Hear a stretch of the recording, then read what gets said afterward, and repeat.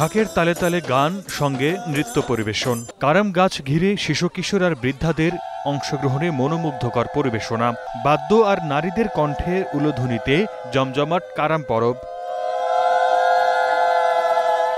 ভাদ্র মাসে শুল্কপক্ষের একাদশীকে পার্শ্ব একাদশী বলা হয়। সমতলে বসবাসরত ক্ষুদ্র নৃগোষ্ঠীর মানুষেরা এ সময় কারাম গাছ সামনে রেখে প্রকৃতির প্রতি শ্রদ্ধা নিবেদন করেন। সিরাজগঞ্জের মাহাতোপল্লীতে 5 দিন ব্যাপী কারাম পরব আয়োজন করা হয়। কারাম গাছ ঘিরে প্রার্থনার পাশাপাশি ঝুমুর নাচ ও গানে মেতে ওঠেন নানা বয়সী মানুষ।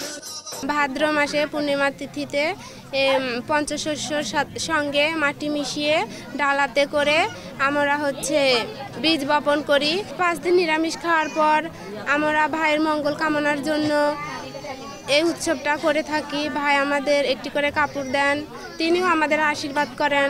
ভাইয়ের মঙ্গল কামনা করে আজ আমরা পূজা করব। এই কারাম উৎসবে আমরা বাবার বাড়ি আসি, তো ভাইয়ের জন্য মঙ্গল কামনা করি। মার সাথে ছোটবেলা থেকে আসি এবং মাসিরা অন্য অন্য পুজো করে, এগুলো আমরা দেখে শিখি এবং নাচ গান শিখি, এগুলোতেই আমরা আনন্দ হই। আজকের এই দিনে আমরা আমাদের শিকড়ে ফিরে যাই। আমাদের যারা বোনেরা আছে তারা নিরামিষ খেয়ে তাদের ভাইদের জন্য অনেক মঙ্গল কামনা করে। কৃষি যাতে জমি উর্বর হয়, কৃষি ফলন ভালো হয় এবং সকলের যাতে মঙ্গল হয় এবং সকলের শুভ কামনা করা হয় উৎসবটিকে। আয়োজকরা জানান, আদিকাল থেকে মাহাতো, সাঁওতাল, ওরাও, মুন্ডা জনগোষ্ঠী উদযাপন করে আসছে এ উৎসব। এই পার্শ্ব একাদশীতে সবাই মিলে আমরা প্রাণবন্তভাবে এই যে কারাম উৎসবটা আমরা উদযাপন করে থাকি সাধারণত। তো বিভিন্ন জায়গায় দেখা যায় যে এটা আবার অন্য কোনো একাদশীতেও করে থাকে। তো সর্বোপরি আমরা এখানে মূলত যে আমাদের যে বীজের যে অঙ্কুরোদ্গম, আমাদের নারীরা, এই জনগোষ্ঠীর নারীরা যে কৃষির ধারক বাহক, এই উৎসবটা সেটা প্রমাণ করে। নতুন প্রজন্মের কাছে আমাদের যে ভাষা সংস্কৃতিটা আছে, সেই সংস্কৃতিটা কুড়মালি ভাষা সংস্কৃতি চর্চা ও গবেষণা কেন্দ্র কুড়মালি পাঠশালার মাধ্যমে আমাদের পরবর্তী প্রজন্মের কাছে এটা আমি পৌঁছে দিতে চাচ্ছি।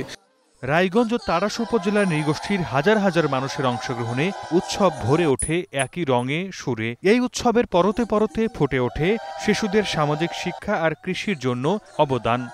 বিশেষ একটা গাছকে কেন্দ্র করে তারা এই পরবটা করছে বা উৎসবটা করছে। সেই গাছটার নাম হচ্ছে কারাম। কারাম এবং ধারাম দুজন ভাই এবং দুই ভাইয়ের দুই রকম বৈশিষ্ট্য। কারামের বৈশিষ্ট্য কর্ম আর ধারামের বৈশিষ্ট্য ধর্ম।